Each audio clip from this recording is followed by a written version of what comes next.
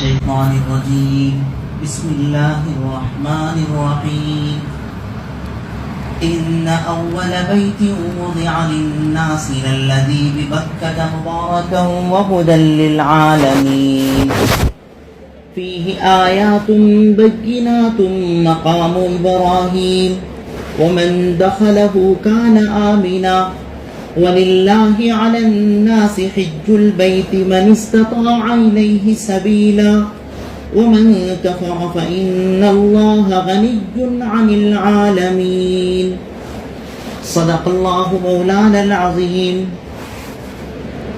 بے شک وہ مکان جو سب سے پہلے لوگوں کے لیے مقرر کیا گیا وہ مکان ہے جو مکے میں ہے، جس کی حالت یہ ہے کہ وہ برکت والا ہے اور جہاں بھر کے لوگوں کا رہنما ہے.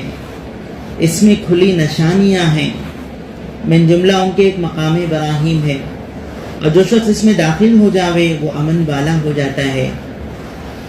اور اللہ کے واسطے لوگوں کے ذمے اس مکان کا حج فرض ہے، یعنی اس شخص کے ذمے جو کہ طاقت رکھے وہاں تک کے سبیل کی، اور جو شخص منکر ہو تو اللہ تعالیٰ تمام جہاں والوں سے غنی ہیں.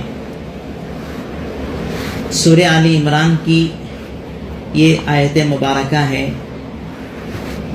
اس میں مکہ کعبے کا تذکرہ ہے، اور ایسے ہی حج کرنا یہ کتنی اہم ضروری عبادت ہے اس کی تفصیل اس آیت مبارکہ میں ہے. آپ جانتے ہیں کہ ان دنوں میں آنے والے 10 دن کے بعد تقریباً ہمارے آندھرا سے 100 لوگ حج کو جا رہے ہیں، ہر بستی سے، ہر علاقے سے. ابھی کچھ لوگ مدرسے میں آئے تھے، انہوں نے بتایا کہ صرف گورنٹا جیسی چھوٹی سی بستی سے 15 ساتھی جا رہے ہیں. شہر اننتپور سے ایک بڑا مجمع جا رہا ہے، دھرمورم سے لوگ جا رہے ہیں. تو حاجیوں کے روانگی کا زمانہ ہے. تو بدر کو ہم معلوم کریں حج کیا چیز ہے، اور حج کہاں ہوتا ہے، کیا بابرکت اعمال ہیں، اس کا حکم کیا ہے.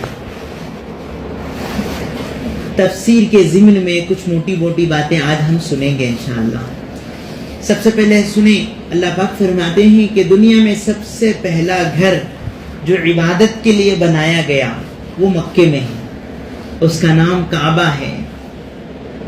حضرت علماء نے لکھا ہے کہ زمین بنانے سے پہلے پورا کا پورا حصہ پانی تھا، اور اس پانی پر ایک جگہ پر بلبلا بڈپا ایک موٹا سا حصہ تھا.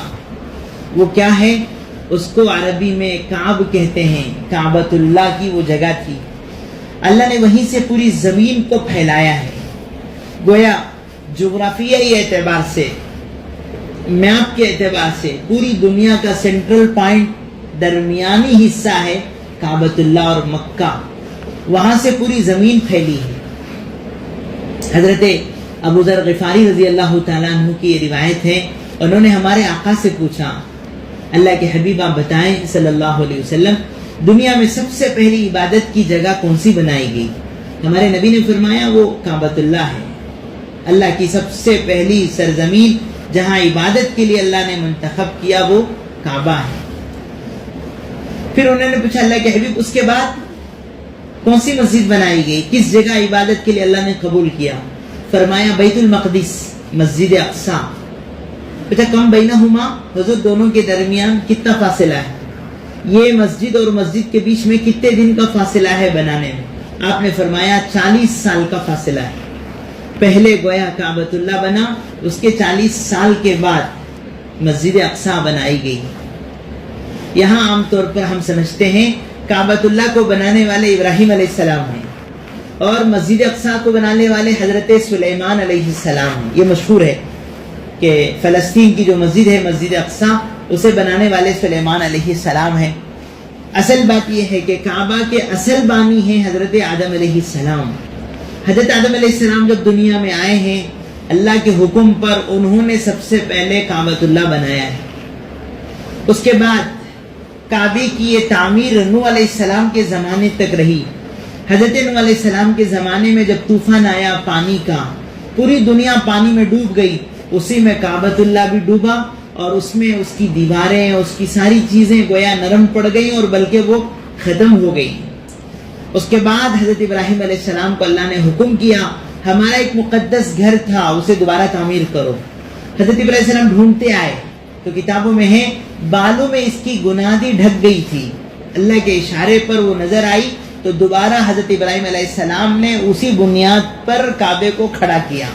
تو سب سے پہلے بنانے والے حضرت آدم علیہ السلام ہیں۔ بیت المقدس بھی ایسا ہی ہے کہ حضرت آدم نے پہلے بنایا تھا، اس کے بعد حضرت داؤد اور حضرت سلیمان علیہ السلام نے بیت المقدس کو دوبارہ بنایا۔ بہرحال اللہ کا سب سے پہلا گھر وہ مکے میں ہے، قرآن اس کو کہتا ہے، اس کا نام کعبہ ہے، بیت اللہ ہے۔ حضرت نوح علیہ السلام کے زمانے کے بعد حضرت ابراہیم علیہ السلام اسے بنائے، ایک وقت آیا پھر وہ نرم پڑ گیا، اللہ کے حبیب صلی اللہ علیہ وسلم کا بچپنا تھا، بلکہ علماء نے لکھا ہے بنو جرہم ایک قبیلہ تھا، حضرت اسماعیل علیہ السلام کا سسرالی خاندان، انہوں نے کعبے کو بنایا۔ اس کے بعد ہمارے نبی کے زمانے میں پھر اس کی تعمیر ہوئی، اللہ کے حبیب کا بچپنا تھا یا جوانی تھی، الگ الگ روایتیں ہیں، اس وقت بھی تعمیر ہوئی اور جوانی میں بھی تعمیر ہوئی، کعبۃ اللہ بنایا گیا۔ اس وقت کعبہ کیسا تھا کہ قریش مکے والے کیا کر دیے، کعبۃ اللہ کا کچھ حصہ بنائے بغیر چھوڑ دیے، اس کو حتیم کہتے ہیں، وہ اندر کو نہیں لیے باہر چھوڑ دیے کعبے کے کچھ حصے کو، اور اس کا دروازہ اونچا بنا دیے۔ حضرت ابراہیم علیہ السلام کے زمانے میں دروازہ نیچے تھا اور ایک دروازے سے جا کے دوسرے دروازے سے لوگ نکلتے تھے، انہوں نے مکے والوں نے ایک ہی دروازہ بنایا، دوسرا دروازہ بند کر دیا، وہ بھی اونچا بنا دیا۔ مقصد کیا تھا کہ کعبے میں ہر کوئی نہ جائے، جو مالدار لوگ ہیں، آفیشل لوگ ہیں، ہماری پرمیشن سے وہ اندر جائیں گے، ہر ایک کو کعبے میں جانے کی اجازت، اس کے لیے اونچا دروازہ بنا دیے۔ چنانچہ وہ تعمیر ایک زمانے تک رہی۔ بخاری شریف کی حدیث ہے، ہمارے آقا صلی اللہ علیہ وسلم نے آخری زمانے میں اما عائشہ سے فرمایا، عائشہ اگر تیری قوم نو مسلم نہ ہوتی تو میری تمنا ہے کہ کعبے کو ایسا بنا دیا جائے جیسے ابراہیم علیہ السلام کے زمانے میں کعبہ تھا۔ دو فرق، ابراہیم علیہ السلام کے زمانے میں کعبے میں کیا تھا، پورا کعبہ ملا ہوا تھا، کوئی حصہ خالی نہیں تھا، جو آج خالی ہے حتیم کا حصہ کعبے کے باہر چھوڑ دیا گیا ہے۔ اور دوسرا فرق ہے کہ دو دروازے تھے، ایک دروازے سے انٹری، دوسری دروازے سے ایگزٹ، لیکن مکے والے اسے ایک بنا دیے اور دروازہ بھی اونچا بنا دیے کہ کوئی غریب آدمی نہ جائے، سادہ سیدھا انسان اس میں نہ جائے۔ میری تمنا ہے کہ دونوں چیزوں کو ختم کر کے بیت اللہ کو ابراہیم علیہ السلام جیسا میں بنا دوں، لیکن تیری قوم ابھی ایمان میں آئی ہے، اگر کعبے کو توڑا جائے تو ان کے ایمان میں فرق آ جائے گا۔ ہمارے نبی کی زندگی میں وہ نہیں ہوا، اللہ کے نبی صلی اللہ علیہ وسلم اس کے چند دن کے بعد دنیا سے پردہ فرما گئے۔ اس کے بعد باری آئی حضرت عبداللہ ابن زبیر رضی اللہ عنہ کی، ابو بکر، عمر، عثمان، علی رضی اللہ عنہ کے زمانے کے بعد حضرت عبداللہ ابن زبیر کی حکومت قائم ہوئی مکے پر، تو انہوں نے حضور کی تمنا کو سامنے رکھ کر کعبے کو ایسے بنا دیا جیسے اللہ کے نبی چاہتے تھے، پورا کعبہ بنا دیے اور دروازے بھی دو بنا دیے اور نیچے بنا دیے، یہ ختم ہو گیا۔ اس کے بعد باری آئی ظالم الامہ، اس امت کا بڑا ظالم حجاج بن یوسف کی باری آئی۔ وہ کب اسے ہضم ہوتا، عبداللہ ابن زبیر کو اس نے شہید کروایا تھا مکے پہ حملہ کر کے، تو اسے ہضم نہیں ہوا کہ عبداللہ ابن زبیر کا کارنامہ قیامت تک باقی رہے۔ اس نے بات چھڑا دی کہ دیکھو ایسا نہیں ہے، اصل تعمیر تو وہ ہے جو مکے والے بنائے تھے۔ چنانچہ پھر اس نے توڑ پھوڑ کر کے ایسا بنا دیا جیسے مکے کے قریش لوگ بنائے تھے، آدھا حصہ خالی کر دیا، آدھے پہ کعبہ بنا دیا، اور پھر دروازہ اونچا کر کے ایک ہی دروازہ باقی رکھا۔ اب جو کعبے کی تعمیر ہے اس وقت میں جو لوگ حاجی حج کو جا رہے ہیں، عمرے کو جا رہے ہیں، اللہ ہم سب کو نصیب فرمائے، وہ حجاج بن یوسف کی تعمیر ہے۔ باری آئی ہارون بن رشید رحمۃ اللہ علیہ کے زمانے کی، تو ہارون رشید نے علماء سے مسئلہ پوچھا کہ کعبے کو گرا دیا جائے، دوبارہ حضور کی تمنا کے مطابق بنایا جائے، تو امام مالک علیہ الرحمٰن نے فتویٰ دیا آج کے بعد کسی بادشاہ کو کعبے کو چھیڑنے کی اجازت نہیں ہے، کعبہ جیسا ہے اسے چھوڑ دو، قیامت تک وہ ایسا ہی رہے۔ تھوڑا بہت ہر زمانے میں کچھ پلاسٹنگ وغیرہ تو ہوتی ہیں، لیکن اب جو کعبے کی اصل بنیاد اور تعمیر ہے وہ حجاج بن یوسف کی ہے۔ اللہ کی مرضی، اللہ کسی ظالم سے بھی کوئی کام لے لیتے ہیں۔ علماء نے لکھا ہے اس امت کا بڑا ظالم تھا، ناشتے میں 80 قتل کرتا تھا، بڑے بڑے صحابہ کو اس نے قتل کرایا ہے، لیکن اس کے باوجود اللہ نے دو نیکیاں اس کے وجہ سے اللہ نے باقی رکھی۔ ایک قرآن میں زبر زیر انہیں سے لگایا ہے، اس سے پہلے قرآن میں زبر زیر نہیں تھے، سادہ قرآن تھا. اور دوسرا اس کا کارنامہ کعبۃ اللہ کی تعمیر ہے. آج تک اس کا کارنامہ اللہ نے باقی رکھا اور قیامت تک شاید باقی رہے. اللہ کو اس سے وہ دو کام اللہ نے اس سے کروا دیا. پتہ نہیں اللہ کو کیا اس کی نیکی پسند تھی.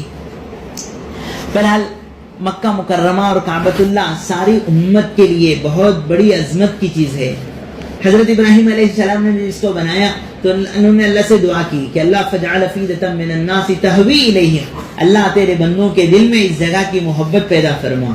تو ساری امت چاہتی ہے کہ اللہ میں کعبہ جاؤں، مکہ جاؤں، مدینہ جاؤں. ہم سب کی تمنا ہے اور لوگ جا رہے. اس وقت میں جی حاجیوں کو کنٹرول کرنے حکومت پریشان ہے، خرچہ بڑھا رہے. لاکھوں میں آج بھی ہے، 3.25 لاکھ کا خرچہ تھا، اب تو 3.60 کر دیے ہیں گورنمنٹ جانے والوں کے لیے. پرائیویٹ جانے والوں کا خرچہ 10 لاکھ کے اوپر ہے. اس کے باوجود ماشاءاللہ کوئی بھی حج سے پیچھے نہیں ہٹ رہا ہے. حکومت کنٹرول سے باہر ہے کہ اللہ اتنے لوگوں کو کیسے کنٹرول کریں. اللہ ہم سب کو وہاں کا دیدار نصیب فرمائے. کچھ موٹی موٹی باتیں ہم سنیں. حج کا کیا حکم ہے؟ علماء نے لکھا اسی آیت سے حج کی فرضیت ہے. ایک تو یہ ہے، اللہ کہتے ہیں ان اول بیت وضع للناس، سب سے پہلا گھر جو لوگوں کے لیے رکھا گیا عبادت کے لیے وہ مکے میں ہے. مبارکن، بڑا برکت والا ہے. کعبہ اور مکہ بڑی برکت کی چیز ہے. اس کی ہر چیز میں برکت ہے. وہاں کا پانی ساری دنیا پی رہی ہے. کیا نام ہے وہ پانی کا؟ زمزم. ساری دنیا پی رہی ہے، لے جا رہی ہے، لے جائے گی. لیکن آج تک اس میں الحمدللہ کمی نہیں آئی. چھوٹا سا اتنا کنواں ہے، وہ اندر تک وہ بوڑی ہے اور ہزاروں لیٹر روزانہ نکال رہے ہیں، پی رہے ہیں. مکے سے مدینے کو باقاعدہ پائپ لائن کیا جا رہا ہے کہ اب مدینے کو پانی ڈائریکٹ سپلائی کیا جائے گا. پتہ نہیں کتنے ملکوں کو پانی لے جا رہے ہیں. سمجھیے ایک مرتبہ عمرے پہ حج پہ جانے والے 10 لاکھ ہیں اور روزانہ گویا 10 لاکھ جاتے ہیں، 10 لاکھ آتے ہیں. ہر آنے والا کم از کم 5 لیٹر اپنے ساتھ لاتا ہے. پابندی ہے، زیادہ نہیں لے جا سکتے. اس کے باوجود لوگ لاتے ہیں، کپڑوں میں بھر کے چھپا کے لاتے ہیں. پتہ نہیں کتنے کروڑوں لیٹر روزانہ استعمال ہو رہا ہے اور کروڑوں بندے لے کے جا رہے ہیں. ساری دنیا میں سب سے زیادہ لے جایا جانے والا پانی آب زمزم ہے ماشاءاللہ. اس کے باوجود اس میں برکت ہے الحمدللہ. کوئی بھی پانی آپ لے کے بند کرو. ابھی ہمارے گھر میں ہمارے گھر والے کیا کرے، پانی دم کر کو رکھنا بول کے اسے بند کرے رکھے. 2-3 مہینے کے بعد پانی پیلا ہو گیا ہو، اب پیے جیسا نہیں ہے. لیکن زمزم کچھ جو لوگ حج پہ عمرے پہ آئے ہیں سالوں سے رکھتے ہیں، الحمدللہ اس پانی میں کوئی تبدیلی نہیں آتی. اور اللہ نے اس پانی میں ایسی شفا رکھی ہے. کتنے بندے وہاں جاتے ہیں، جاتے وقت میں کمزور ہیں، وہاں جانے کے بعد جب وہ پانی پیا جاتا ہے ایسی اسپرٹ اور طاقت آتی ہے کہ چل کے جا کے لوگ ارکان ادا کرتے ہیں. ایک عمرہ کم از کم 3-4 کلومیٹر کا ہوتا ہے، پورا عمرہ ادا کر لیتے ہیں. زمزم کی برکت سے ایک اندر سے طاقت پیدا ہوتی ہے. کتنے حاجی اور عمرہ کرنے والے ہیں وہ کہتے ہیں کہ زمزم کے بعد ہماری بیماریاں ختم ہو گئی جی، شوگر کی گولیاں کھانے کی ضرورت نہیں پڑی. اللہ کا کرم ہے، اس پانی میں ایسی برکت ہے. اللہ ہم سب کو اصلی پانی نصیب فرمائے. علماء نے لکھا ہے زمزم اس وقت تک زمزم ہے جب تک اس میں آدھے سے پانی دوسرا کم ہو. اگر آدھے سے زیادہ دوسرا پانی ملا دیا جائے تو اس میں زمزم کا نام اب باقی نہیں رہے گا. مفتی شبیر احمد صاحب نے یہ فتویٰ دیا ہے. 5 لیٹر زمزم 4 لیٹر معمول پانی ملا دیا جائے تو ٹھیک ہے، لیکن 5 کر دیا جائے یا 5 سے زیادہ کر دیا جائے تو پھر اس میں وہ زمزم کا نام اب باقی نہیں رہے گا. اور بات ہے کہ برکت تو ہو سکتی ہے اس میں بھی انشاءاللہ، لیکن حاجی اور عمرہ کرنے والوں کو حکم ہے تھوڑا پانی سے ہی اصلی پانی پلایا جائے. ہمارے آقا صلی اللہ علیہ وسلم جب زمزم پیتے تو کبھی کبھی اپنے اوپر انڈل لیتے، سر پہ مل لیتے کہ بڑا برکت والا پانی ہے. کہاں سے نکلا ہے؟ ذبیح اللہ کے قدموں سے نکلا ہے. حضرت اسماعیل علیہ السلام کے پیروں کے تلے نکلا پانی ہے. ایک روایت کے مطابق بی بی ہاجرہ نے اس کو سمیٹتے ہوئے کہا زمزمہ رک جا. تو یہ وہ برکت والا پانی ہے، اس زمانے سے چلا ہے. عبد المطلب کے زمانے میں، پیغمبر کے دادا کے زمانے میں یہ کنواں بند ہو گیا تھا. انہوں نے منت مانی تھی، اللہ اگر یہ پانی مل گیا میرے 10 بیٹوں میں سے ایک بیٹے کو ذبح کروں گا. بڑا عجیب و غریب واقعہ ہے، انشاءاللہ کسی موقع سے ہم سنیں گے. عبد المطلب کے خواب میں کوا آیا، ٹھونک مارا. خواب میں دکھایا گیا ایک برکت کی چیزیں لیتے کیوں نہیں ہو. حضرت عبد المطلب نے کھدوائی کی، مکے والے مذاق اڑائے. عبد المطلب کیا کر رہے ہو؟ کہا مجھے بتایا گیا زمزم ہے. کہاں زمزم ہے؟ پتہ نہیں کب چلا گیا. لیکن عبد المطلب کے ہاتھوں اللہ نے زمزم کے پانی کو جاری کروایا، وہ کنواں دوبارہ نظر آیا. بہرحال اس جگہ پر ہر چیز میں برکت ہے. اب دیکھو اگر 10,000 حاجی یا 10 لاکھ عمرہ کرنے والے مکے میں ہیں، کتنے پھل ہونا، کتنے آم ہونا، کتنے جام ہونا، کتنے سیب ہونا، لیکن بزرگوں وہاں کی ہر منڈی پھلوں سے بھری ہوئی ہے، ہر نعمت ملتی ہے، ہر عمرہ کرنے والا پیٹ بھر کے کھانا کھاتا ہے، جبکہ وہاں ایک دانہ پکتا نہیں ہے، ایک پھل پکتا نہیں ہے، کوئی چیز کی فصل وہاں نہیں ہوتی. لیکن اللہ کا کرم ہے، ساری چیزیں سارے حاجیوں کو، سارے عمرے والے کو ملتی ہیں. کہاں سے ملتی ہے؟ اللہ کہتے ہیں مبارکن، یہ جگہ برکت والی ہے، یہاں ہر چیز میں اللہ برکت رکھے ہیں ماشاءاللہ. دنیا کی چیزوں میں بھی برکت ہے، اخروی چیزوں میں برکت ہے. اخروی چیزیں وہاں جو بندے جاتے ہیں مزہ آتا ہے عبادت کرنے میں، جی بھر جاتا ہے، پتھر دل انسان کو رونا آتا ہے. ہمارے آقا نے فرمایا کعبے کی ایک نماز، مکے کی ایک نماز 1,00,000 نمازوں کے برابر ہے. سبحان اللہ، ایک نماز پڑھیں گے اللہ 1,00,000 نمازوں کا ثواب دیں گے. آخرت کی ہر چیز میں وہاں برکت ہے، ہر نیکی 1,00,000 کی نیکی کے برابر ہے. تو جی روحانی برکتیں ہیں، جی دنیاوی برکتیں ہیں، تو اللہ نے مکے کو برکت والی چیز بنایا ہے. آگے فرمایا وَهُدًى لِّلْعَالَمِينَ، سارے عالم کے لیے اس میں ہدایت ہے، ہدایت ہے. فرمایا کہ ایمان کمزور ہو جائے کبھی کبھی وہاں جانا چاہیے. جو بندہ ایک مرتبہ اللہ کے گھر کو دیکھے گا اس کے ایمان میں بڑھوتری ہوگی، اللہ پاک اسے جی اس کے ایمان کے اندر اضافہ ہوگا. تو ہمارے ساتھیوں سے گزارش ہے، اللہ جن کو طاقت دے جائیں، بار بار جائیں. علماء نے لکھا ہے 5 سال میں ایک مرتبہ کم از کم اللہ کا گھر دیکھ کے آنا چاہیے. جی 5 سال میں ایک مرتبہ، 5 سال ہو گئے ہیں، مال بھی ہے، صحت بھی ہے، پھر بھی کعبے کو جانے کی توفیق نہیں ہے. ڈرنا چاہیے، اللہ سے مانگنا چاہیے، اللہ کون سا گناہ ہو گیا ہے جس کی وجہ سے مجھے مکہ بلاوا نہیں آ رہا ہے. اللہ بلاتے ہیں، حضور بلاتے ہیں تو مکہ مدینے کا سفر ہوتا ہے. تو 5 سال کے بعد بھی اگر وہاں جانے کی توفیق نہیں ہے تو آدمی مانگنا چاہیے، اللہ سے توبہ کرنا چاہیے، اللہ کون سا کی گناہ ہو گیا جس کی وجہ سے مجھے جانا نصیب نہیں ہے. کہ مجمع میں ہم سن لیں، مکے کا سفر جیب سے نہیں ہوتا، غیب سے ہوتا ہے، مال و دولت سے نہیں ہوتا، اللہ کے بلانے سے ہوتا ہے. اللہ بلاتے ہیں تو غریب غریب بندے بھی چلے جاتے ہیں، اللہ نہ بلائے تو بادشاہ بھی نہیں جاتے ہیں. تاریخ میں لکھا ہے سلطنت مغلیہ 700 سال یا 800 سال انڈیا پر مسلمانوں کی حکومت تھی. حکومت کرنے والے بڑے بڑے بادشاہ ہیں، ان کی تاریخ میں ہے. آپ جا کے دیکھیں حیدرآباد کا نواب کیا کچھ کیا ہے، کتنی دولت اس کے پاس تھی. آپ جائیں چار مینار کے پیچھے شش محل، پنج محل، کوئی چیز ہے وہاں. ہم لوگ گئے تھے تو ساتھیوں نے بتایا یہ جو کار ہے امبیسڈر جیسی کوئی گاڑی ہے، بتایا یہ کار کی بڑی ہسٹری ہے، یہاں لکھا ہوا ہے. کیا کار ہے یہ؟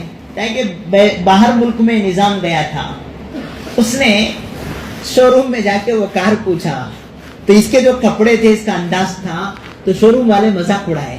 ارے پوچھنا ہے، حیثیت ہو تو پوچھو، خامخواہ مذاق کرتے ہو، جاؤ فقیر جیسے انسان ہو کہاں کار خریدو گے. تو نظام کو غصہ آیا، وہ انڈیا آ کے وہ سارے شو روم کے کار حیدرآباد کو منگا کے میونسپلٹی کا کچرا اٹھایا. اتنی دولت تھی اس کے پاس کہ وہ سارے کاروں سے کچرا اٹھا کے شو روم کو بھیجوایا. میری حیثیت کے بارے میں پوچھتے ہو، میں اتنی دولت والا ہوں کہ تمہارے کاروں سے میں حیدرآباد کا کچرا اٹھا سکتا ہوں. اس کی دولتیں ایسی تھیں. ایک ایک بادشاہ، سلطنت مغلیہ کا بادشاہ لال قلعے میں دلی میں ان کے بیگم کے مہر لکھے گئے. ہم لوگ بھی گئے تھے، فارسی میں مہر لکھا گیا، کروڑوں کا مہر دیے ہیں. لیکن ان سب کے باوجود ان میں سے کوئی بادشاہ مکہ نہیں جا سکا، ان میں سے کوئی بادشاہ مدینہ نہیں جا سکا. معلوم ہوا کہ یہ سفر دولت سے نہیں ہوتا، دل کی طرف سے ہوتا ہے. جس کے دل میں محبت ہو اللہ اس کو بلاتے ہیں. ہمارے بزرگوں میں حسین احمد مدنی رحمۃ اللہ علیہ پیدا ہوئے ہندوستان میں، مرے ہندوستان میں، ان کی خبر دیوبند میں ہے، لیکن حسین احمد کہیں تو مدنی کہتے ہیں. مدنی، مدینے والا. کیا مطلب؟ مدینے سے بڑی محبت تھی. اتنی محبت تھی کہ حاجی حج کو جاتے تو ان کو رونا آتا تھا، اللہ میں کب جاؤں گا. بڑے غریب گھرانے کے تھے لوگ، 5 دن حج میں رہتے، ان کو کھانا کھانے نہیں ہوتا تھا. اللہ تیرے عشاق آئے ہیں، تیرے محبوب بندے آئے ہیں، آج منا ہوں گے، آج مزدلفہ میں ہوں گے، آج عرفات میں ہوں گے. ان کو وہ 5 دن بے چینی میں گزرتے تھے. کوئی بھی بندہ حج پہ عمرے پہ جاتا تو ان کو اتنا رونا آتا، اللہ میں کب آؤں گا. اور کوئی وہاں سے کوئی چیز لا کے دیتا، بڑی محبت سے کھاتے. ہمارے تمام بزرگان دین، کسی نے ہمارے کلہ والے کو رومال لا کے دی تو آنکھوں کو لگائے، ایسا لے کے وہ رومال ایسا آنکھوں کو لگائے. کہا حضرت یہ رومال آپ آنکھوں کو لگا رہے ہیں تو میڈ ان چائنا ہے، یہ چائنا کی بنی ہوئی چیز ہے. حضرت نے کہا کام بھی بنا ہو، اسے میرے نبی کے شہر کی ہوا لگی ہے، یہ مدینے سے آئی ہے، اس کا حق ہے میں آنکھوں سے چنوں۔ ہمارے بزرگوں کو اتنی محبت تھی، کسی نے لا کے دیا، حضرت مدینے کے کھجور ہیں، کھجور کھا لیے اور پھر اس کے بیج کو پیس کر سرمے میں ملائے، آنکھوں میں لگاتے تھے، میرے آقا کے شہر کے کھجور کی بیج ہے۔ اتنی محبت تھی ماشاءاللہ۔ حجت الاسلام مولانا قاسم نانوتوی رحمۃ اللہ علیہ کے بارے میں ہے، آپ مکہ مدینہ جاتے 5 کلومیٹر پہلے نیچے اتر جاتے، چپل نکال لیتے، خالی پیر چل کے جاتے۔ لوگ کہتے ہیں حضرت گرمی ہے، کہتے ہیں اس زمین پر میرے نبی کے قدم پڑے ہیں، چپل کے ساتھ چلتے ہوئے ڈر لگتا ہے۔ کتنی عظمت تھی ان کے دلوں میں۔ پھر وقت آیا، اللہ نے حسین احمد مدنی کو مدینہ بلایا اور بلا کے ایسا رکایا 17 سال، 1 نہیں 2 نہیں، مہینہ نہیں 2 مہینے نہیں، 17 سال مسجد نبوی میں مدینے میں اللہ کے نبی کے قبر کے سامنے حدیث پاک پڑھاتے تھے، پورے عرب ان کے سامنے بیٹھ کے حدیث سنتے تھے۔ اللہ نے قبول کیا تو 17 سال مدینے میں ان کو ٹھہرایا۔ ان دنوں میں روضہ اقدس میں جاتے، اندر جاتے، داڑھی سے وہاں کی دھول صاف کرتے۔ کتنی محبت تھی ہمارے آقا سے۔ ایک مرتبہ انہوں نے اپنے شاگردوں کو سنایا، نبی اپنی خبر میں زندہ ہوتے ہیں۔ عرب تھے، نہیں مانتے تھے، کیسے زندہ ہوں گے؟ انہوں نے حدیث سنائی، نہیں مانا، پھر سمجھایا، نہیں مانا، تو وجد میں آ کے اللہ کی طرف متوجہ ہو کے کہا، میرے نبی کو خبر میں زندہ دکھا دو تو مانو گے؟ دعا مانگ کے ایسا اشارہ کیا تو قبر سے پردہ ہٹا، سارے عرب علماء بیٹھ کے دیکھے اللہ کے نبی خبر میں زندہ تھے۔ حسین احمد مدنی کو اللہ کے نبی سے ایسا تعلق نصیب تھا، ان کے اشارے پہ حضور کا جلوہ سارے لوگوں نے دیکھا۔ ایسے بھی لوگ تھے ماشاءاللہ۔ تو حسین احمد مدنی کو اللہ نے مدینہ بلایا، دولت پہ نہیں محبت پہ بلایا۔ تو آج ہم ہیں غریب، ہم ہیں سادے سیدھے محنت مزدوری کرنے والے، لیکن دل میں ارادہ ہو اللہ سے مانگے، اللہ ہم کو بھی بلائیں گے انشاءاللہ، اور بار بار بلائیں گے۔ تو ہمیں اللہ سے مانگنا چاہیے، اللہ ہمیں بھی حج نصیب فرما، عمرہ نصیب فرما، تیرے گھر کا دیدار نصیب فرما، تیرے نبی کے روزے پہ حاضری نصیب فرما۔ مانگے تو اللہ دے دیتے ہیں۔ تو ہدی للعالمین فیہ آیات بینات، مکے میں اور کعبے میں واضح نشانیاں ہیں، اللہ کی قدرت کی نشانیاں ہیں۔ جا کے بندے دیکھتے ہیں وہاں کچھ بھی نہیں ہے، آپ دیکھیں گے پہاڑ ہیں، پتھر ہیں، کوئی کیا نام ہے پکنک کی چیز، ٹورسٹ پلیس نہیں ہے مکہ کہ وہاں کوئی خوبصورت چیزیں ہوں، عجیب غریب چیزیں ہوں، نہیں، صرف پتھر ہیں، لیکن اللہ کے بندے جاتے ہیں، دل تڑپتا ہے جانے کو، جا کے آئے تو بار بار تڑپتا ہے۔ جس دن ٹریولز والے اعلان کرتے ہیں آج آخری دن ہے، کل صبح مدینے کو جانا ہے، وہاں سے تمہاری فلائٹ ہے، تو وہ رات حاجیوں پر ایسی گزرتی ہے، معتمرین پہ ایسے گزرتی ہے، پوری رات اللہ کے گھر کے سامنے لوگ گزارتے ہیں، اور صبح جب واپسی ہوتی ہے کعبے کو چھوڑ کے آتے ہوئے ایسا روتے ہیں جیسے ماں سے بچہ جدا ہو جائے تو بچہ ماں کو چھوڑ کے روتا ہے، ایسے کعبے سے محبت ہو جاتی ہے۔ تو یہ اللہ کے گھر میں، وہ مکے میں قدرت کی نشانیاں ہیں۔ مقام ابراہیم ہے، مقام ابراہیم کس کو کہتے ہیں؟ وہ پتھر ہے جو کعبہ بناتے وقت میں اللہ کے نبی حضرت ابراہیم علیہ السلام کے لیے لفٹ کا کام دیا تھا۔ جیسی جیسی دیواریں بلند ہوتی تھی یہ پتھر اوپر جاتا تھا، نیچے آنے کی ضرورت ہوتی تھی وہ نیچے آتا تھا۔ اس پتھر پر آج بھی ابراہیم علیہ السلام کے قدموں کے نشان ہیں۔ شروع میں کعبۃ اللہ کے دروازے کے پر تھا، اس کے بعد جب حضور کے زمانے میں اطلاع ملی اللہ کی طرف سے وَاتَّخِذُوا مِن مَّقَامِ إِبْرَاهِيمَ مُصَلًّى، کہ کعبے کے طواف کے بعد 2 رکعت پڑھنا واجب ہے۔ وہ 2 رکعت کہاں پڑھیں گے؟ حضرت عمر کی رائے تھی کہ مقام ابراہیم کے پاس پڑھیں، تو اس نماز کو پڑھنے کے لیے باقاعدہ وہ پتھر علیحدہ کیا گیا۔ سارے حاجیوں کو، عمرہ کرنے والوں کو حکم ہے عمر کی رائے کے مطابق تم بھی 2 رکعت نماز مقام ابراہیم کے پاس پڑھو۔ شروع میں وہاں ایک چھوٹا سا جھونپڑا تھا، ہوتے ہوتے اسے ہٹا کے آج سننے کے کلر کے ایک چھوٹا سا وہ خوف بنایا گیا، اس کے اندر وہ پتھر ہے۔ جانے والے جا کے دیکھتے ہیں ابراہیم علیہ السلام کے قدموں کے نشان آج بھی ہیں، وہاں 2 رکعت نماز پڑھنا ہے۔ علماء نے کہا مقام ابراہیم سے مراد وہ پتھر ہے، لیکن بعض علماء کا کہنا ہے پورا مسجد حرام کو مقام ابراہیم کہا جا سکتا ہے، اسی لیے پورے مسجد حرام میں کہیں بھی 2 رکعت نماز پڑھے تو واجب الطواف ادا ہو جاتے ہیں۔ تو بہرحال مقام ابراہیم علیہ السلام کو وہ پتھر ہیں جو حضرت ابراہیم علیہ السلام کعبہ بناتے وقت میں وہ ساروے کے جیسا کام کیا ہے، وہاں 2 رکعت لوگ نماز پڑھتے ہیں۔ ومن دخلہ کان آمنا، جو اللہ کے گھر میں مکہ میں داخل ہو جائے، حرم میں داخل ہو جائے، کعبۃ اللہ میں داخل ہو جائے، وہ امن والا ہے۔ علماء نے لکھا ہے کہ کوئی بندہ غلطی کر کے اندر بھی جائے تو اسے وہاں سزا نہیں دی جا سکتی۔ مکے کے اندر، کعبے کے اندر یا مسجد حرام کے اندر کسی کو مارا نہیں جائے گا، کسی کو گالی نہیں دی جائے گی، لڑائی جھگڑا نہیں ہوگا، وہ امن کی جگہ ہے۔ چنانچہ کئی مرتبہ ایسا ہوا کوئی بندہ قتل کر کے بھی اندر چلا جائے، وقت کا بادشاہ وہاں سزا نہیں دیتا، وہاں سزا نہیں دیتا۔ زمانے جاہلیت میں کفر کا زمانہ تھا، باپ بیٹے میں لڑائی ہو گئی تھی، باقاعدہ دشمنی تھی، اس کے باوجود اگر آمنا سامنا ہو جاتا تو سر جھکا کے لوگ چلے جاتے، ہاتھ نہیں اٹھاتے تھے کہ یہ جگہ کا احترام ہے، یہاں لڑائی جھگڑا کرنا حرام ہے۔ تو جو اس میں داخل ہو جائے وہ امن والا ہے۔ آگے ہے وَلِلَّهِ عَلَى النَّاسِ حِجُّ الْبَيْتِ، لوگوں اللہ کے لیے لوگوں پر فرض ہے اللہ کے گھر کا حج کرنا، بیت اللہ کا حج کرنا فرض ہے۔ کن لوگوں پر؟ من استطاع الیہ سبیلا، جو حج کرنے کی طاقت رکھتے ہوں۔ حج کرنے کی طاقت کیا چاہیے؟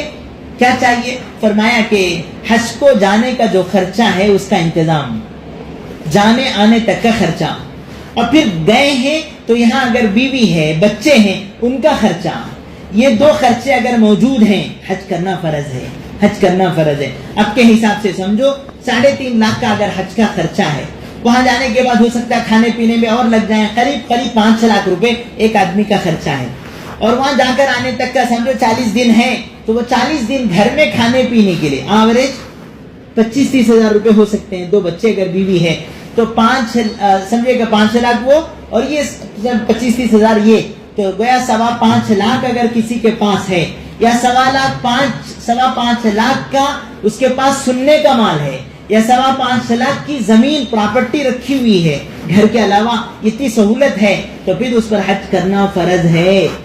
اب اندازہ کرو مدھگبہ میں کتنے لوگ ہیں، ایکڑے زمینہ ہیں، کتنے لوگ ہیں 4-5 جگہ ان کی پلاٹ ہیں، کتنے لوگ ہیں ان کی گھر والی کے پاس تولے سننا ہے جی۔ اگر اندازہ لگے 50% لوگوں پر حج فرض ہے آج کے زمانے میں، الحمدللہ اللہ طاقت دیے ہیں۔ لوگ سمجھتے ہیں 5 لاکھ کا تو بینک میں رہے تو نہیں، اگر زمین ہے، سننا چاندی بھی ہے، اگر سہولت ہے، اس کی سہولت ہے تو بھی حج کرنا فرض ہے۔ تو اس کے لیے ساتھی ترتیب بنائیں، دولتیں اللہ نے دی ہیں تو آپ کوشش کریں۔ زمین لینے کا مقصد کیا ہے؟ آپ نیت کریں زمین لینا ہے تو اللہ یہ زمین کل کے دن قیمت والی بنے گی، اسے بیچ کے میں حج کروں گا۔ پہلی نیت ہو کہ اگر کوئی پلاٹ لے رہے ہیں تو اللہ اس کی برکت سے میں حج کر لوں، اس کی نیت ہونی چاہیے۔ اور دوسری نیت اللہ توفیق دے دے میری گھر والی کو بھی حج کراؤں، میرے ماں باپ کو عمرہ کراؤں۔ ایسی نیتوں سے آپ زمینیں خریدیں، اللہ اس میں برکت دیں گے انشاءاللہ، اس میں برکت دیں گے انشاءاللہ۔ تو اللہ کے گھر کو جانا فرض ہے ان لوگوں کے لیے جن کے پاس جانے کی طاقت ہو۔ عورت پر خالی حج فرض نہیں ہوتا، عورت کے ساتھ ساتھ شوہر، باپ یا بھائی ساتھ ہو تو اس پر حج فرض ہے۔ اکیلی عورت حج پہ نہیں جا سکتی، تنہا عورت حج پر جائے گی تو گناہ ہوگا، اسے ساتھ میں محرم کو لے جانا پڑے گا۔ کون محرم؟ جو زندگی میں اس سے ساتھ دے سکتے ہیں، باپ ہے، بھائی ہے، خاص چچا ہے، خاص ماموں ہے، یا پھر سب سے بڑھ کر اس کا شوہر ہے، ان کو لے کے جانے کی طاقت ہے۔ ان کو اپنا خرچہ ہے یا پھر عورت خرچہ دے کے لے جائے تو پھر اس عورت پر حج فرض ہوتا ہے۔ فرض ہو کہ نہ ہو، اللہ کے نیک بندے حج پہ جانے کو بڑی نیکی سمجھتے ہیں۔ علماء نے لکھا ہے تمام انبیاء حج کیے ہیں سوائے 2 پیغمبروں کے، صالح علیہ السلام، لوط علیہ السلام۔ کسی میں ہے حضرت ہود علیہ السلام اور صالح علیہ السلام، 2 پیغمبر حج پہ نہیں جا سکے، ان کو ان کی امت میں ایسی ذمہ داریاں تھی جس کی وجہ سے وہ حج نہیں کرے، باقی تمام پیغمبر حج کیے ہیں۔ سب سے بڑھ کر ہمارے آقا صلی اللہ علیہ وسلم زندگی بھر میں آپ نے ایک حج کیا ہے، ایک ہی حج کیا ہے۔ اس سے پہلے کا سال حج فرض ہوا 9 ہجری میں، اور 10 ہجری میں ہمارے نبی نے حج کیا، وہی پہلا حج، وہی آخری حج۔ اس کے بعد چند دنوں کے بعد ہمارے آقا صلی اللہ علیہ وسلم دنیا سے چلے گئے۔ تو حج تمام پیغمبروں کی سنت رہی، تمام نیک لوگوں کی سنت رہی۔ شیخ الحدیث مولانا محمد زکریا صاحب رحمۃ اللہ علیہ نے حج کیا، ایسی غربت میں کیا کہ آپ کے پاس سہولت نہیں تھی، تو آپ نے اپنی گھر والی کے اور جی ان کی بہن نے زیور دیے، آپ بیچ کے جاؤ بھیا بول کر، تو بہن کے زیورات بیچ کے آپ حج پہ گئے ہیں۔ تو ہم سب کی دلی محبت ہو کہ اللہ ہم بھی حج پہ جائیں، جس کام کو سارے پیغمبروں نے کیا ہو۔ ایسی برکت والی جگہ ہے، حاجی لبیک کہے، اللہ کہتے ہیں لبیک، جی میں بندہ کہتا ہے اللہ میں حاضر ہوں، اللہ کہتے ہیں تیرے حاضری کو میں سن رہا ہوں۔ حاجی اللہ کا مہمان ہوتا ہے، گھر سے جائے واپس آنے تک وہ پورا اللہ کے راستے میں ہے، راستے میں کوئی جی وہ اللہ کو پیارا ہو گیا، سیدھے جنت میں جائے گا۔ اتنی بشارتیں ہیں حاجیوں کے لیے. فرمایا کہ لبیک لبیک یہ کہتے ہیں, اس کی آواز اللہ جہاں تک جاتی ہے اس کے ساتھ ساتھ ساری چیزیں اس کے لیے لبیک کہتی ہیں. اس کے حق میں مغفرت کی دعا کرتے ہیں. کون جائیں گے اللہ کے گھر کو؟ فرمایا جب اللہ کے نبی حضرت ابراہیم علیہ السلام نے کعبے کو بنایا, اللہ نے کہا آپ اعلان کریں اذن فی الناس بالحج, لوگوں کو اللہ کے گھر کی دعوت دیں. اللہ حضرت ابراہیم علیہ السلام, اللہ میری آواز کہاں جائے گی, کتنی دور تک جائے گی؟ اللہ نے کہا آواز آپ لگاؤ, پہنچانے والے ہم ہیں.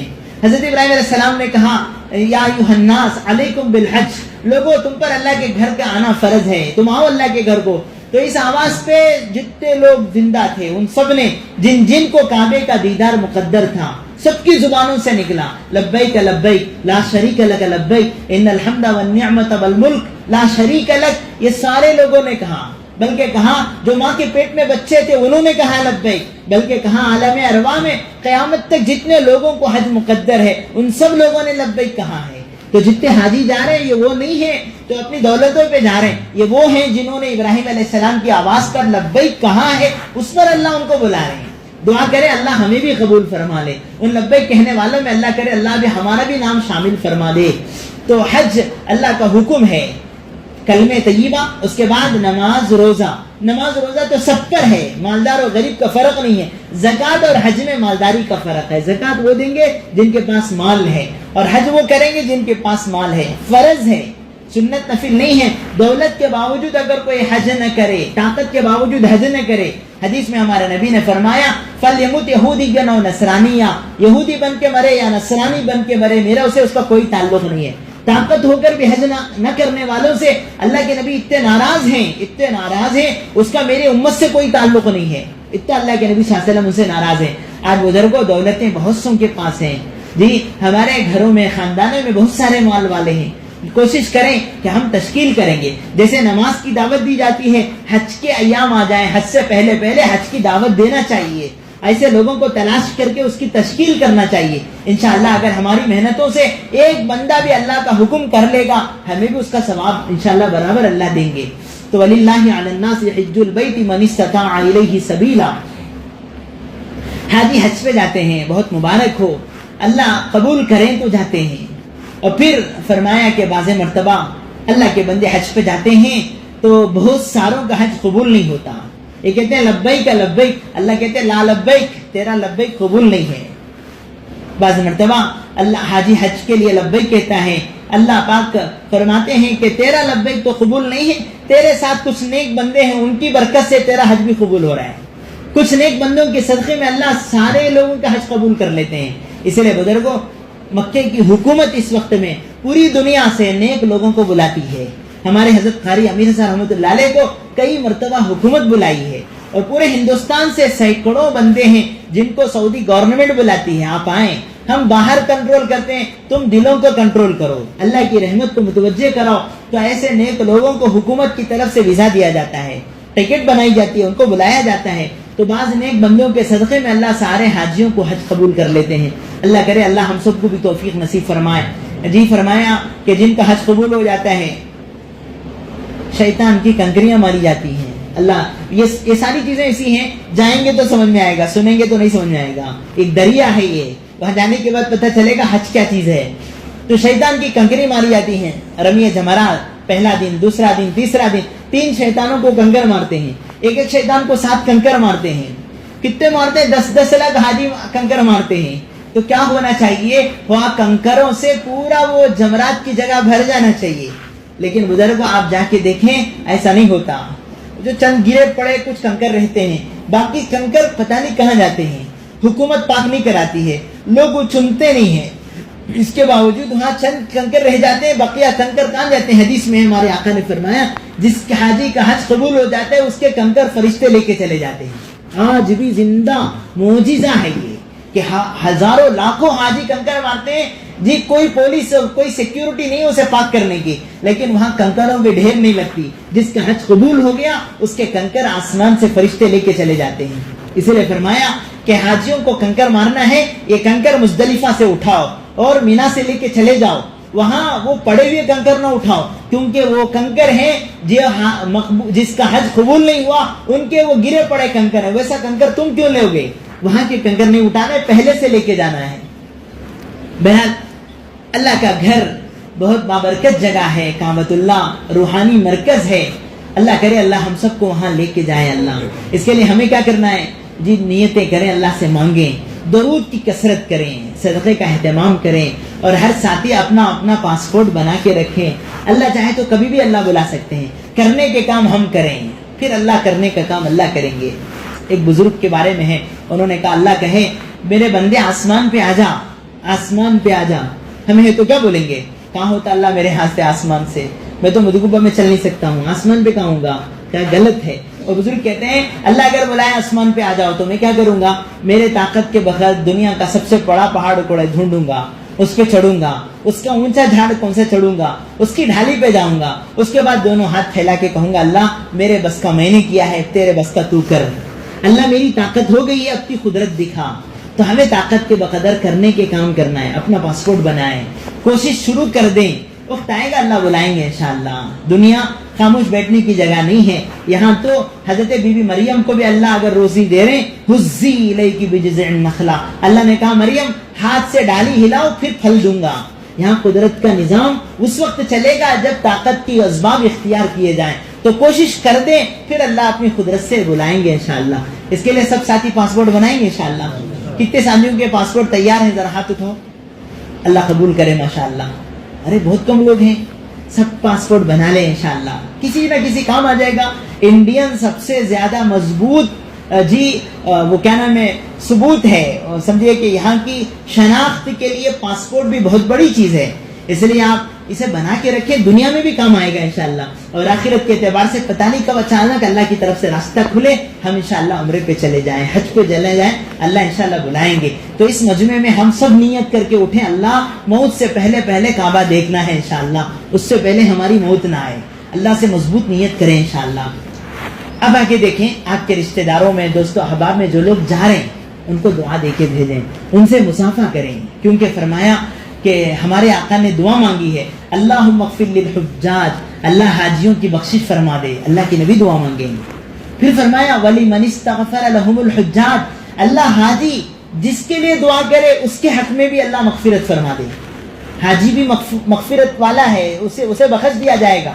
اور پھر فرمایا حاجی جس کے لیے دعا کرے اللہ حاجی کی دعا کی برکت سے جس کے لیے بھی وہ دعا کرے گا اللہ اس کی بھی بخشش فرما دیں گے. اس لیے ہمیں چاہیے جو لوگ حج کو جا رہے ہیں ان سے کیا کرنا؟ دعا کی درخواستیں کرنا. ہمارے لیے بھی کیا کرو؟ دعا کرو وہاں جا کے. کیونکہ حاجی وہاں جاتا ہے حجر اسود کو جو بوسہ لیتا ہے ایسے ہو جاتا ہے کیوم ولدتہ امہ، آج ہی وہ ماں کے پیٹ سے پیدا ہوا، گناہوں سے ایک دم پاک ہو کر نیک و صالح بن جاتا ہے. تو اس کی دعا ہر حال میں اللہ قبول کرتے ہیں. اس لیے ان سے دعا کی درخواست کرنا ہے. دوسرا کام کیا کرنا؟ حاجیوں سے کہنا کہ جب مدینے جاؤ گے ہمارے آقا کو سلام کہنا، ہمارے نبی کو ہماری طرف سے سلام پہنچانا. فرمایا کہ جو لوگ عمرے کو حج پہ جاتے ہیں وہ اگر کہیں مدھگبہ میں فلاں ساتھی نے آپ کو سلام کہا ہے، اللہ کے نبی اپنی دونوں کانوں سے سنتے ہیں، حضور کو معلوم ہوتا ہے کس کا سلام آ رہا ہے. تو اس لیے ہمیں چاہیے کہ ہم سب اللہ کے نبی کو سلام پہنچائیں صلی اللہ علیہ وسلم. ہمارے بزرگوں میں حضرت عمر بن عبدالعزیز رحمۃ اللہ علیہ، عمر بن عبدالعزیز رحمۃ اللہ علیہ کئی مرتبہ سال میں کچھ ساتھیوں کو پیسہ دے کے، ٹکٹ دلا کے، اونٹوں کا انتظام کر کے مکہ بھیجتے تھے. جاؤ نبی پہ میرے طرف سے سلام پہنچا کے آؤ. خرچہ دے کے بھیجتے تھے. اللہ اکبر، کتنی محبت رہی ہوگی ہمارے آقا سے. بزرگ ہمارے آقا اپنے روزے میں زندہ ہیں، سلام سنتے ہیں. عجیب و غریب چیزیں علماء نے لکھی ہیں. ابھی 2-4 سال پہلے ہمارے پیرنامبٹ کے بزرگ تھے شاہ اللہ صاحب رحمۃ اللہ علیہ. ایک بندہ جا رہا تھا، حضرت نے ان سے کہا میری طرف سے آقا کو سلام پہنچا دو. وہ بندہ گیا، عام طور پہ گیا اور جا کے کہا حضرت اللہ حضرت آپ کو سلام بولے ہیں. وعلیکم السلام. اندر سے جواب آ گیا، اندر سے جواب. وہ کانپنے لگا، وہ آ کے فون کیا حضرت میں نے آپ کا سلام پہنچایا، حضور کا جواب میں نے کانوں سے سنا ہے. حضرت نے کہا یہ بات چھپا کے رکھنا، میرے نبی سے میرا تعلق ایسا ہی ہے.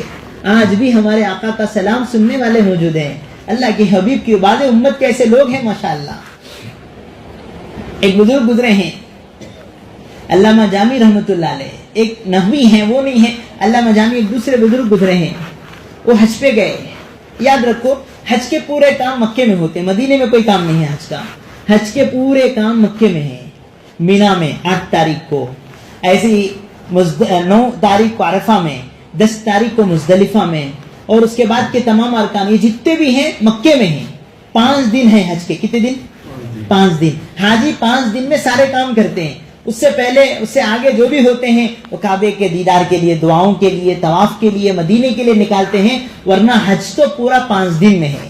وللہ کیا نام ہے, الحج اشہر معلومات, متعین ایام ہیں اس کے, شوال, ذی قعدہ اور ذی الحجہ کے دن ہیں, اس میں بھی حج کے پورے ارکان 5 دن میں ادا ہو جاتے ہیں.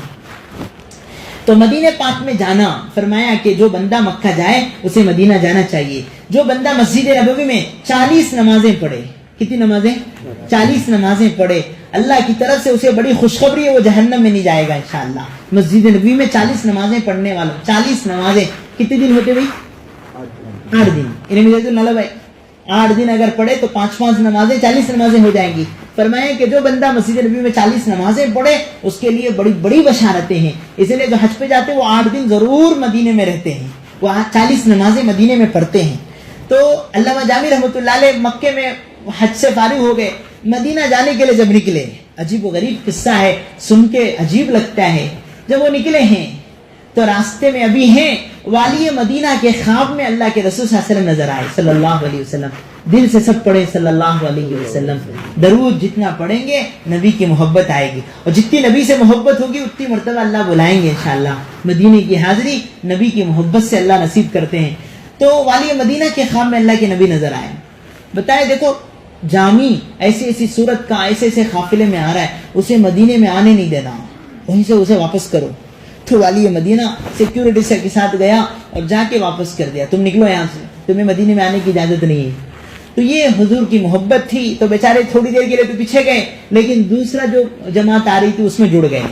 کہا دیکھو مجھے آنے نہیں دیا رہا ہے, اس لیے کیا کرے, کپڑا پھاٹ کے, پرانے بن کے, شکل بدلا کے, کسی طرح جو ہے مدینہ جانا ہے, اپنے حلیے کو بدل کے پھر دوسری جماعت کے ساتھ آ رہے.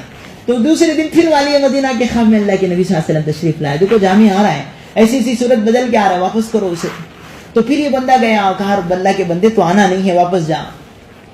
تیسرے یہ واپس گئے, پھر ایک اور قافلے سے جڑ گئے, مجھے مدینہ جانا ہے, ایسا کرو ایک صندوق لیتے ہیں, اس میں مجھے اندر چھپا لو اور لے کے مجھے مدینے میں پہنچا دو. تو بند صندوق میں وہ آ رہے تھے, والی مدینہ کے خواب میں پھر اللہ کے نبی صلی اللہ علیہ وسلم تشریف لائے. اسے دیکھو بند کمرے میں, بند صندوق میں آ رہا ہے, اسے وہیں روک دو. تو یہ والی مدینہ اللہ کے نبی سے پوچھے, اللہ کے حبیب مجھے معاف فرمائیں, کیسا محروم اور بد نصیب انسان ہے یہ, کیوں آپ مدینے آنے نہیں دے رہے اسے, کیا گناہ ہے اس کا؟ تو ہمارے آقا نے فرمایا, ارے پاگل, گناہ نہیں ہے, محروم نہیں ہے, یہ میرا ایسا عاشق ہے, یہ جب آئے گا تو صرف سلام پہ نہیں جائے گا, مصافحہ کرنا پڑے گا. مجھ سے اسے اتنی محبت ہے, جب یہ آئے گا تو آؤ اور لوگوں کی طرح صف میں نہیں جائے گا, سیدھے سیدھے مجھ سے مصافحہ کرنے کی اسے تمنا ہے. واقعی میرا ایسا محبت والا ہے, یہ آئے گا تو مجھے ہاتھ باہر نکال کے اسے مصافحہ کرنا پڑے گا اور لوگوں میں فتنہ ہو جائے گا. اس لیے میں چاہتا ہوں کہ اس کی محبت دور سے باقی رہے, نزدیک نہ آئے. یہ میرا اتنا عاشق ہے. علامہ جامی فرمایا تاریخ میں لکھ کر ہیں یہ بندے ایسے گزرے ہیں ماشاءاللہ. آج بھی اللہ کے خوش نصیب بندے ہیں. ہمارے استاد محترم مفتی ریاض احمد صاحب دامت برکاتہم, اللہ حضرت کی عمر میں برکت عطا فرمائے, کتنے مرتبہ ہمارے علاقوں میں آئے ہیں, کیسے عجیب و غریب بندے ہیں. حضرت فرماتے ہیں بیٹا 3-4 مرتبہ تو میں نے اللہ کے نبی کو دیکھا ہے صلی اللہ علیہ وسلم خواب میں, اور آج کل دیدار تو نہیں ہے, لیکن جب دل دکھتا ہے اور کبھی کچھ تکلیف آتی ہے تو کوئی دوست آ کے کہتے ہیں اللہ کے نبی نے آپ کو سلام کہا ہے صلی اللہ علیہ وسلم. آج بھی ایسے بندے ہیں جن کو اللہ کے نبی سلام کہتے ہیں, میرے فلاں بندے کو میرا سلام کہہ دو. آپ کی اس مسجد میں ایک بندے آئے ہیں مفتی عمر صاحب بمبئی کے, جی ان کے بارے میں ابھی 1 سال پہلے کلکتہ کے ایک صاحب خواب میں دیکھے, اللہ کے نبی صلی اللہ علیہ وسلم خواب میں دکھے اور بولے محمد عمر کو میرا سلام کہنا, محمد عمر کو میرا سلام کہنا, اور ان سے کہنا امت میں سنتوں کو زندہ کریں. سبحان اللہ, کتنے خوش نصیب ہیں یہ بندے, حضور ان کو سلام کر رہے ہیں. ادھر کو آج بھی اللہ کے نبی صلی اللہ علیہ وسلم اپنی خبر میں زندہ ہے. اس لیے ہم سب نیت کریں ہم اللہ کے نبی کے شہر میں جائیں گے انشاءاللہ, اور جانے والوں کو محبت کی نظروں سے دیکھیں. اللہ میری باری کب آئے گی, جانے والوں کو دعا دے کے بھیجیں. ان سے 2 چیزوں کی درخواستیں کریں. پہلی درخواست تو یہ ہے کہ آپ مکے میں جا کر ہمارے حق میں دعا کریں. دوسری درخواست کریں مدینے میں جائیں تو اللہ کے نبی کے خبر پر ہماری طرف سے سلام پہنچائیں. کریں گے انشاءاللہ. اب جو جا رہے ہیں اللہ کرے اللہ ہم سب کو نصیب فرمائے. ہم جائیں گے تو کیا کریں گے, فرمایا کچھ چیزوں سے ہمیں وہاں جانے کے بعد بچنا ہے. سب سے پہلی بات یہ ہے ہم خالق کے دربار میں جا رہے ہیں, اللہ کے دربار میں جا رہے ہیں, وہاں اللہ کو پانا ہے, اللہ کی دیوانگی میں جانا ہے. ہمارے ایک ساتھی پٹپرتی کے گئے تو انہوں نے کہا مولانا میں وہاں جانے کے بعد 2 چیزوں کی نیت کر کے آیا ہوں. ایک کعبۃ اللہ کو چھوڑ کے آیا تو مجھے رونا آ رہا تھا، لیکن میں نے وعدہ کیا اللہ تیرا گھر چھوڑ رہا ہوں، آج سے تیرا کوئی حکم نہیں توڑوں گا، اللہ زندگی بھر تیرے حکموں پہ چلوں گا. اللہ کا حکم کیا ہے؟ نماز کی پابندی، روزے کی پابندی، زکوٰۃ کی پابندی، اور ایسی اللہ طاقت دے تو حج کرنا، حرام سے بچا، اللہ تیرے حکموں پہ 100% چلوں گا. میں نے مکے میں ارادہ کر کے آیا ہے. اور دوسرے کہا کہ مدینہ گیا اللہ کے نبی کے روزہ اقدس پر حضور کی خبر پہ میں نے وعدہ کیا ہے اللہ کے نبی زندگی میں کوئی سنت جان بوجھ کے نہیں چھوڑوں گا، میں نے وعدہ کر لیا ہے حضور کی سنتوں پہ چلوں گا انشاءاللہ. تو ہم بھی جائیں گے تو یہ وعدے کر کے آئیں گے. مکے سے اللہ کے حکموں کی عظمت اور مدینے سے رسول اللہ کی سنتوں کی عظمت ہم لے کے آئیں گے انشاءاللہ صلی اللہ علیہ وسلم. حج پہ جا کے آیا ہے، پھر داڑھی نکالا، کیا چیزیں ہیں. حج پہ جا کے آیا ہے، پھر اپنے کاروبار میں گڑبڑ ہے، حرام ہے، سود ہے، تو ادھر کو ڈر لگتا ہے ہمارا حج، ہمارا عمرہ ہمارا قبول نہیں ہوا. فرمایا مقبول حج اور مقبول عمرے کی نشانی ہے اللہ کے گھر کے سفر کے بعد زندگی بدل جائے. حج مبرور کہا گیا جس کے بعد حاجی کی زندگی بدل جائے. انشاءاللہ ایسی نیتیں کر کے ہم جائیں انشاءاللہ. اور پھر وہاں جانے کے بعد اس وقت کی سب سے بڑی بلا ہے موبائل. کیا کر رہے ہیں لوگ؟ اللہ معاف فرمائے. سیلفی جی میں یہاں کھڑا ہوں، میں حجر اسود کے پاس کھڑا ہوں، میں طواف کر رہا ہوں. اللہ معاف فرمائے. دعا مانگتے ہوئے لوگ کہتے ہیں میری ویڈیو بنا کے دیو، اور وہ ویڈیو منکھا کے اسٹیٹس میں رکھتے ہیں، دیکھو میں کعبے کے سامنے دعا مانگ رہا ہوں. کیا کر رہے ہو؟ کتنی نحوست ہے، اللہ کی طرف توجہ ہی نہیں ہے. میرا ایسا فوٹو بنے، ایسا فوٹو بنے، اور 24 گھنٹے میں مجھے معلوم ہے میں کہاں ہوں. اسٹیٹس میں رکھا جائے اس وقت میں یہاں ہوں، اس وقت میں یہاں ہوں. کس کو دکھاؤ گے؟ یہ بابرکت جگہ ہے اللہ کی رحمت کی، وہاں لعنت کے کام، حضور کے ناپسندیدہ کام. اس کے لیے ہم جہاں بس چل سکتے ہیں ہم بتائیں کہ نیت کر کے جائیں. ہم مکے میں کوئی فوٹو نہیں بنائیں گے، مدینے میں کوئی اپنا ویڈیو نہیں بنائیں گے. ایسی ترتیب بنا کے جائیں انشاءاللہ. دیکھیں بڑا مزہ آئے گا، بڑا سکون ملے گا. اور پھر اس کے علاوہ وہاں جانے کے بعد لوگ شاپنگ کرتے ہیں، بڑے شاپنگ کرتے ہیں. اللہ معاف فرمائے ہمارے بزرگوں نے کہا مکے سے ایک چیز لینے کی ہے. کیا چیز ہے وہ؟ زمزم. مکے میں ملنے کی چیز کون سی ہے؟ زمزم. اور مدینے سے ایک چیز لائیں، کھجور. بس اس کے علاوہ کوئی چیز نہیں. وہاں جو کچھ بکتا ہے وہ ورلڈ کا ہے، وہ چائنا کا ہے، وہ جاپان کا ہے. وہاں کی اپنی کوئی چیز نہیں ہوتی. وہاں کی جانی ماز بھی باہر کی بنی ہوتی ہے. اس لیے وہاں لینے کی بس 2 چیزیں ہیں، ایک مکے کا پانی اور مدینے کا کھجور. جی یہ سارے رشتہ داروں کے لے لائیں، جی بھر کے لائیں. اس کے علاوہ کوئی چیز نہ لائیں. وہاں جانے کے بعد بازاروں میں فضول ضائع ہو جاتا ہے وقت. اللہ معاف فرمائے. بعض مرتبہ ساتھی کئی راتیں شاپنگ میں گزارتے ہیں، اس سے بچنا چاہیے. تو لوگ بولتے ہیں کیا نام ہے میں مکے سے کھجور لایا ہوں. مکے میں کھجور پکتا نہیں ہے. کھجور کہاں پکتا ہے؟ مدینے میں پکتا ہے. کھجور مدینے میں پکتا ہے اور زمزم مکے سے ملتا ہے. تو یہ 2 چیزوں کا ہم اہتمام کر سکتے ہیں. اس کے علاوہ مکے مدینے سے کوئی چیز لانے کی نہیں ہوتی، اس کا ہم خیال کریں. اللہ ہم سب کو توفیق عطا فرمائے. سب دعا کریں اللہ جتنے حاجی حج پہ جا رہے ہیں اللہ سب کے حج کو اللہ قبول فرمائے. قبول بھی ہونا چاہیے. حج کرنے والے حج پہ حج کرتے ہیں لیکن اللہ کے یہاں قبول نہیں ہوا تو کیا کریں گے؟ اس لیے اللہ سے قبول ہونے کی دعا کرنا اور آسانی کے لیے دعا کرنا. فرمایا ہمارے نبی نے دونوں چیزیں مانگی ہیں، اللہ میرے سفر کو آسان بھی فرما، قبول بھی فرما. جو لوگ کر لیے ہیں اللہ ان کے حج کو بھی قبول فرمائے. فل سٹاپ نہیں ہونا چاہیے، کاما ہونا چاہیے. نہیں، تیلگو میں اصول ہے، کاما کا مطلب آگے ابھی باقی ہے، فل سٹاپ کا مطلب اینڈ، بات پوری ہو گئی. ہم کعبے مکے سے سچی بولتا ہوں ہم لوگ بھی گئے ہیں. اتبار 2 مرتبہ جانا ہوا، دونوں مرتبہ نہ ہم لوگ غار ہرا دیکھے نہ غار اور کوئی چیز دیکھے. ہر مرتبہ ایسا لگتا ہے آئندہ بار آئیں گے تو جائیں گے، آئندہ بار آئے تو جائیں گے. جاتی بھی ایسا نہیں لگتا کہ ہم ہمیشہ کے لیے جا رہے ہیں، دوبارہ یہاں آنا ہے. یہ اصلی ہماری جگہ ہے، روحانی ہماری اصلی جگہ، ہمارا مرکز مکہ مدینہ ہے انشاءاللہ. اس لیے انشاءاللہ جائیں گے تو بار بار جانے کی نیت کر کے آئیں گے. ہر جانے والا دعا ہم کہتا ہے اللہ دوبارہ کبھی آئیں گے. ہر ساتھی کی تمنا ہوتی ہے. اس لیے ہمارے مدگبہ کے ساتھی بھی ماحول بنائے. افسوس ہے اتنا بڑا شہر ہے کوئی نہیں ہے نا. ایسا حج پہ جا رہے ہیں کوئی بھی نہیں ہے. اللہ معاف فرمائے. جی اللہ معاف فرمائے. نیتیں کریں انشاءاللہ اگلے سالوں میں ہم بھی جائیں گے انشاءاللہ. ترتیب بنائیں گے، کوششیں کریں گے انشاءاللہ. اس کے علاوہ محرم میں عمرے کا دروازہ کھلے گا. اب تو عمرہ بند ہے، محرم میں کھلے گا. پہلی فرصت میں نیت کریں ہم جائیں گے انشاءاللہ. بھی ہمارے نوجوان بچے نیت کریں. لوگ بولتے ہیں بڈھے ہو کے جائیں گے تو اتنا فائدہ نہیں ہوتا. جوان بن کے جانا ہے، کیونکہ عمرے میں چل کے جانے کا مزہ الگ ہے. غار ہرا چڑھ کے جائیں گے، غار ثور پہ چڑھ کے جائیں گے، یاد آئے گا ہمارے آقا کیسے جاتے تھے. ہمارے نبی صلی اللہ علیہ وسلم ابو بکر صدیق ہمارے نبی کو لے کے غار ثور پہ کیسے چڑھے ہیں پتہ چلے گا. بڑھاپے میں تو یہ سب نہیں ہو سکتے, دور سے دیکھ کے ڈر لگتا ہے. اس لیے جوانی, بھرپور جوانی میں جانا چاہیے تو پورے کام ادا ہوں گے انشاءاللہ. آگے بڑھ کر ہم سارے کام کر سکتے ہیں. اس لیے جی ہمارے کالج کے بچے, کتنے چھوٹے چھوٹے بچے وہاں جاتے ہیں. آپ دیکھیں آج کل آپ کو انسٹاگرام دیکھتے تو لوگ نظر آتا ہے, چھوٹے چھوٹے بچے لنگیاں باندھ کے لبیک لبیک کہتے دوڑتے ہیں. کتنے خوش نصیب ہیں بچے, 5 سال 6 سال کی عمر میں اللہ جن کو مکہ بلا لیے, مدینہ بلا لیے. وہ ماں باپ کتنے نیک ہیں جو اپنی اولاد کو بچپن میں بجائے کشمیر جانے کے, وہ روٹی ادھر جانے کے, سیدھے سیدھے اپنے اولاد کو مکہ مدینہ لے کے جا رہے ہیں. وہاں کی نورانیت ان کو نظر آ رہی ہے, زندگی بھر انشاءاللہ اس کی برکت رہے گی انشاءاللہ. اس لیے نیت کریں, پوری فیملی انشاءاللہ عمرہ کریں, حج کریں. اللہ ہم سب کو توفیق عطا فرمائے. خاص طور پہ انشاءاللہ ان دنوں میں یہ آپ کو معلوم بھی نہ ہو, آپ فون کر کے درخواست کریں, سنا ہے آپ حج پہ جا رہے ہیں, آپ ہمارے حق میں دعا کریں, آپ نبی کو ہماری طرف سے سلام پہنچائیں, اس کی نیت کریں انشاءاللہ. اب دیکھو سب کا پاسپورٹ بننا چاہیے انشاءاللہ. خاص طور پہ ہمارے نوجوان بچے بنانے کی ترتیب بنا لیں, اور پھر اس کے بعد تھوڑا بہت کوشش کر لیں, تھوڑا انتظام کر لیں, 1000 2000 5000 جوڑنا شروع کر دیں انشاءاللہ. ہمارے بچے ہمارے ہاں جی, بعض بچے بزرگان دین کو آتے ہیں تو 10 روپے 20 روپے دیتے, تو بچے بولتے ہیں کہ حضرت یہ پیسے میں عمرے میں رکھوں گا, عمرے کو جانے کے لیے جمع کروں گا. چھوٹے بچے 7-8 سال کے بچے ہنڈی میں پیسے ڈالتے ہیں کہ ہم بھی عمرہ جانے کے لیے پیسے جمع کر رہے ہیں. کتنے اچھے جذبے ہیں ماشاءاللہ. تو آپ اپنے گھر میں ماحول بنائیں. ابھی آپ گھر جائیں تو بچے کو 100 روپے دیں, بولے بیٹا یہ پیسہ اپنے عمرے کے واسطے رکھو.